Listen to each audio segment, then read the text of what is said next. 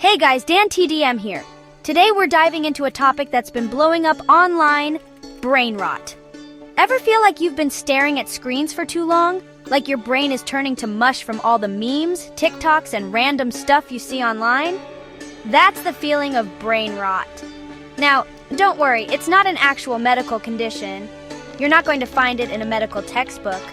But it's a slang term that a lot of people, especially young people, are using to describe the feeling of being overwhelmed by the internet.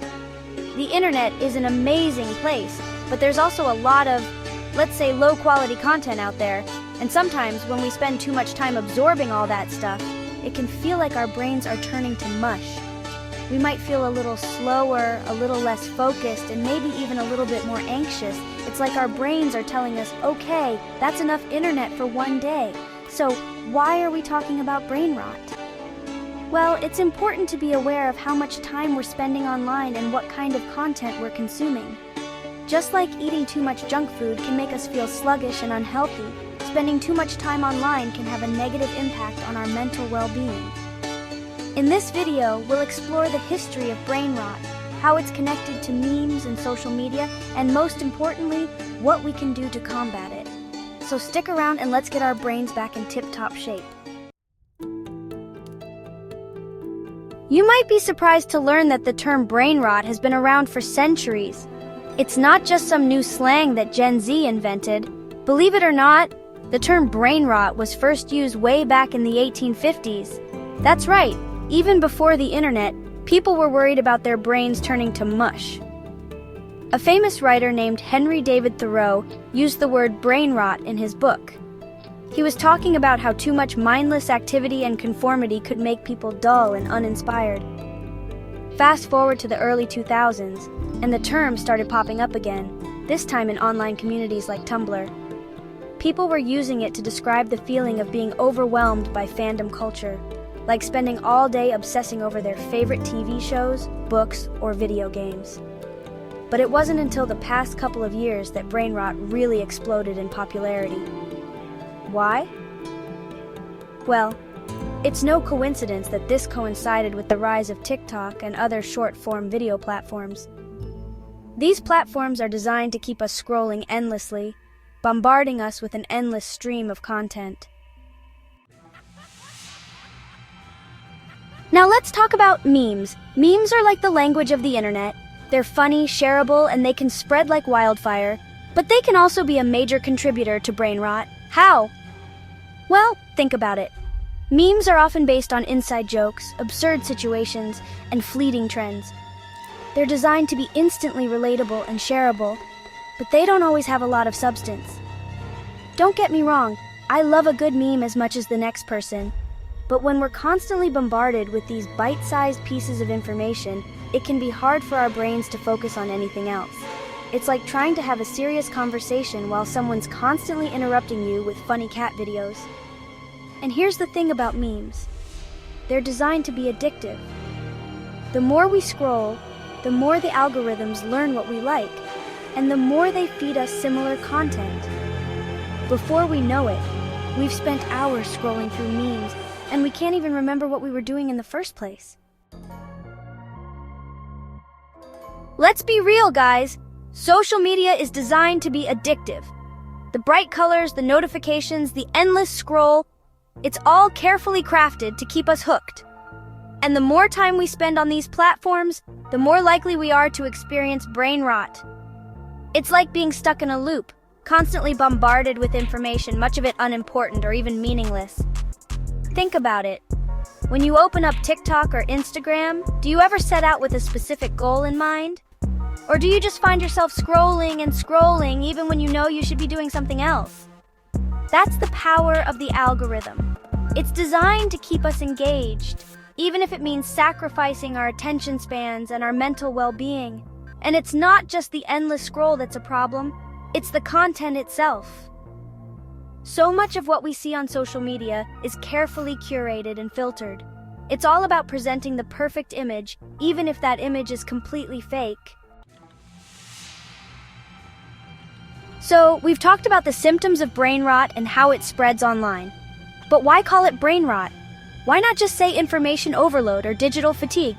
Well, brain rot just hits different, doesn't it?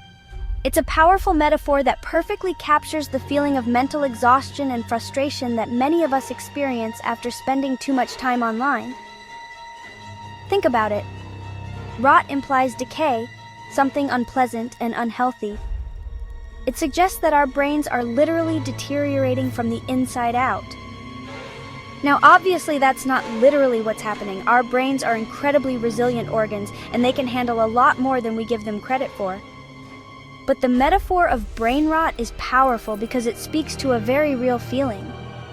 When we're constantly bombarded with information, much of it trivial or even harmful, it can feel like our brains are being overloaded.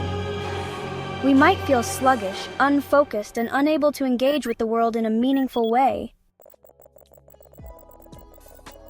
Section 6, Brain Rot versus Reality. Is it a real condition? Now, I know what you're thinking. Dan, is brain rot even real? Should I be worried? And that's a great question. The truth is, brain rot isn't a recognized medical condition. You won't find it listed in any medical textbooks. But that doesn't mean it's not a real phenomenon. Think about it. Just because something doesn't have an official medical diagnosis doesn't mean it's not a real experience. For example, burnout is a term that's been around for decades, and it's only recently that it started to be taken seriously by the medical community. So, even though brain rot isn't a medical diagnosis, it's important to pay attention to how you're feeling. If you're constantly feeling mentally exhausted, unfocused, and overwhelmed, it might be a sign that you need to take a break from the digital world. Section 7. Generation Alpha and Brain Rot, a Digital Dilemma. Now, I want to talk specifically to my younger viewers, Generation Alpha. You guys have grown up in a world where the internet is always on, and social media is a huge part of your lives. It's how you connect with friends, learn about the world, and express yourselves creatively. But growing up in a digital world comes with its own set of challenges. You're constantly bombarded with information, images, and messages, and it can be tough to filter out the noise. It's easier than ever to fall into the trap of brain rot, spending hours scrolling through social media and consuming content that doesn't really add anything to your life. But here's the good news. You guys are also the most digitally savvy generation in history. You've grown up with this technology, and you have an intuitive understanding of how it works. That means you're in a unique position to develop healthy digital habits and avoid the pitfalls of brain rot. Section 8. Combating brain rot tips for a healthy digital diet. So, we've talked about the problem of brain rot. Now let's talk about solutions. The good news is that there are plenty of things we can do to combat brain rot and maintain a healthy relationship with the digital world.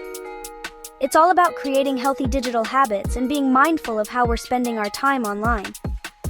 First and foremost, it's all about balance.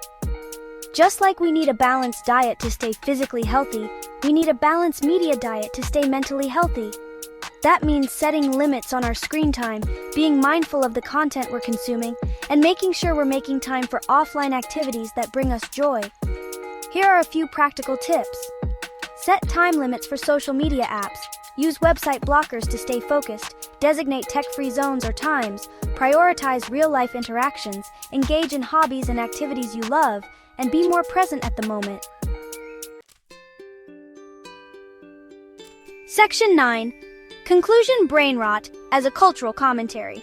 Brain rot might be a funny word, but it points to a serious issue. We're living in a world of information overload, and it's taking a toll on our mental well-being. But here's the thing. Awareness is the first step to change. By recognizing the problem of brain rot, we can start to make conscious choices about our digital consumption. So, the next time you're feeling that brain fog rolling in, remember, you're not alone. We're all in this together. And by being more mindful of our digital habits, we can all work towards a healthier, happier, and more balanced relationship with the online world.